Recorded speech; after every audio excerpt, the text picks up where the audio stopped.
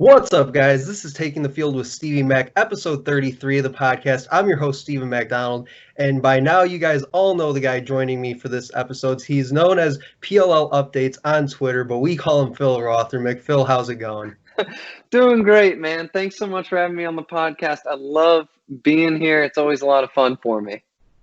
Yeah, it's always a lot of fun to talk some lacrosse and get other people's thoughts and opinions on it as well. So we love having you again. We'd love to have guys like Jordan Johnson back on in a future episode if we can get him on possibly later this week. But since we've got you here for this one, let's kind of go through this group stage here as we just got done playing game number 14, that 14th and final game of that group play stage in the PLL Championship Series, and kind of get some of your thoughts on it. Yeah, absolutely. I think, number one, the Whip Snakes are the Whip Snakes, right? We all knew they were going to be unbelievable. The Archers, we all saw them being lights out, especially on the offensive end as well. So, a couple non-surprises there. As far as Chrome goes, I felt like they were going to do great this year. I don't know if I thought they would do this good, but I thought they would do really well. All they needed was, I hate to say it because I think Dom Starsia is a legend, but I think they just needed a different coach that was going to bring a little bit of a more modern approach to it. The Redwoods, I thought might do a little better, but in hindsight, they lost Landis, who's probably their top cover defenseman. The Beast retired, which was their number one face-off guy. And they had Jules Henningberg couldn't make the tournament. So that's a huge chunk at every phase of the game, right? That's big. So that's, honestly, after considering that, they're doing better than I had even thought. Water Dogs, I think, should be about 2-2 with all their talent, but obviously took a little bit of time for that revenge tour to get going, but they got to win. And I think they're a phenomenal team. It obviously is just taking time for them to put a full game together. That's where they lost it. They always started hot, but they couldn't quite lock it down, right? Yeah. And then Atlas, I consider to be probably the most disappointing team of the whole thing. They have got unbelievable talent, right? Eric Law is unbelievable. Rob Pennell, Ryan Brown, you got Costa Beal, you got Romar Dennis, you got Paul Rabel, you got Trevor Baptiste, you got Tucker Durkin, Van Rappaport. I mean, I can just sit here and name all day long of the talent they have. Yeah. And they got a new coach, and they just, I don't know what it is. It just, I mean, it baffles me. That's why I say they're the most disappointing team, because I can't figure it out. I don't know. And then, along with the most disappointing team, of course, is the Chaos going 0-4, when last year they had the best record in the PLL going into the playoffs. But I think the Chaos have a tendency to start hot, and that gas runs out.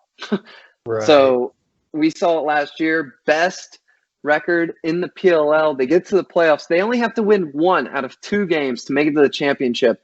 They lose both of those games. And then we get here to the championship series. They look great, and then they can't get to the finish line. And they look great, and they can't get there. And the biggest killer for me is that Blaze has over 20 saves in 3 straight games. Over 20 saves, and they can't finish. Well, you gotta feel for Blaze a little bit in that instance, right? Right. So yeah, just kind of going down the line of some of the things that you had to say about each of these teams. I know for me specifically, I'm an Atlas fan. And it definitely was interesting watching some of their games and just seeing some of the struggles that they had really on both ends of the field. And with Trevor Baptiste at faceoff not really being up to the standard that we held him at after last season and the way he performed that year. But really for me, the disappointing thing, like you kind of mentioned, was on offense with all these different shooters and things that we've talked about here on the podcast numerous times, and I've said it all week long, that they just never really seemed like they could figure out a way to kind of put it all together. And I think that for me, and I've said it a few episodes back, that one of the biggest reasons that it seemed like they had trouble was that they didn't really get their midfield involved like we kind of expected them to. And I think a lot of that had to go with the fact that one of their best feeders in the midfield with Joel Tinney was stuck playing defense for almost all four of the game, almost exclusively on defense. And to this very moment, I'm still kind of scratching my head at that decision, but I have to believe that there was some sort of analytics involved there, or something that justifies that decision by the Atlas coaching staff. And then kind of going back with some of your other things that you talked about with some of the other clubs, with the Redwoods, I mean, you mentioned it. They lost three key guys at three key positions across the field, and the fact that they were able to kind of come together and finish 2-2 in that group stage, to me, was probably one of the bigger things from a team standpoint, from the group stage. And then just with other teams like the Whipsnakes, like we said off the air, it's actually kind of crazy that they almost look like they got better from what they were last year, which nobody really thought was even possible for them, but they somehow managed to do it. And I think that a big reason why was because of the fact that Jim Stagnita opted to save many of those defensive guys to carry over to this season, and then just decided that they were going to retool the offense. And really, the offense almost looks better this year because of the fact that it doesn't just stick with Rambo a lot of times. He's able to then get guys like Zed Williams, Brad Smith, Jay Carlson, the list goes on. He's able to get those guys involved, and we saw it today against the Archers with those ridiculous 8 assists that he had. It's so insane. It's so insane. And the thing about the Whipsnakes is they keep their goalie Brindler's unbelievable. They keep their whole defense, a championship-winning defense, unbelievable.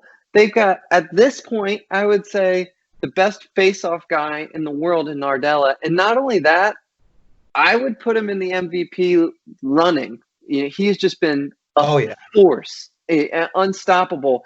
So then you get to the attack, and you think, well, they lost Drenner and, so on and so forth. And then they pick up Zed Williams. And at the beginning of the year, I remember thinking, I can't wait to see how Zed plays. I'm going to be really interested to see his dynamic. And my friend over at Top Shelf Lacrosse, he had talked to Stagnita about that whole thing. And old Jim Stagnita there said that Zed was going to make Rambo better. And at the time, I remember thinking, right, I was like, oh yeah, okay, he's going to make the MVP better. Okay. And now here we are. It's unbelievable. You got to be kidding me, right? And of course, like you said, the Archers didn't get the W. My Twitter followers voted for me to wear the Archers today. I think there's a lot of disappointed people in the world right now with that game. Yeah, and it's funny because I also have, for the sake of the podcast, been doing the picks challenge with me facing off against the people of Twitter to see who was going to win each matchup during the pool play. And I was actually really surprised that the polls actually picked the Archers for this game. I mean, it's justifiable with the way that their offense has been playing, with guys like Ament leading the league in points as a rookie, which is ridiculous. But I was just really surprised with the way that we've seen the Whipsnakes play up until this game, and they even outdid themselves in this game as well at times. But I was just really surprised that the Twitter polls didn't have them in this game, which they rightfully should have. Yeah, I mean, the thing about the Archers is they have this offense. I call them the four horsemen, right? With Will Manny, Marcus Holman, Schreiber, and Ament. The thing that is really interesting to me right now is that Holman, I don't know if he's snake bitten or what, he just has not quite been there this year. I think he has 3 goals on the year, which is crazy because last year we all saw Marcus Holman going off, right?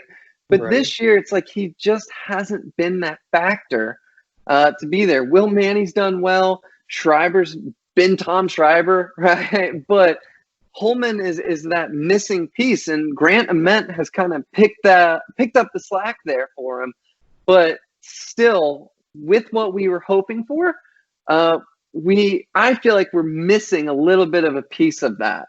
And then, they're going up against one of, if not the best defense in the league, which is, I mean, what are you going to do? That's Right. unfair. And then as far as who was going to win, early on, I projected a lot of different things, but I didn't know that the Whip Snakes would go 4-0. I thought they're great, they're lights out, but once you win a championship, it's incredibly hard to go back and win it again, right? But the Whip Snakes have, like you said, somehow created an even better offense. Everything is clicking for that team. They have dominated each and every game, and this Archers game was their first, what I would consider their first real test. I mean, Atlas hadn't been doing well. Water Dogs haven't done well. I think their other game might have been against Chaos, I think.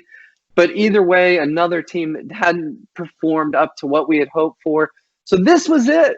This was the first big matchup. I'm sitting here thinking, well, they've won the last by 5 goals and such like that. That's impressive wins. But let's see when they play someone real. And I'm telling you, man, not only did they have a dominating win, they had a statement win. The rest of the league should be on high alert, man. High alert.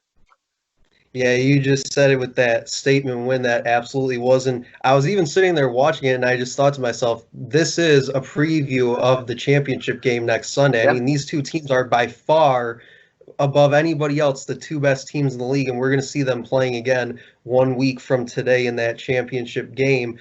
Or else it's just something's going to have to happen in the postseason for that not to be the case.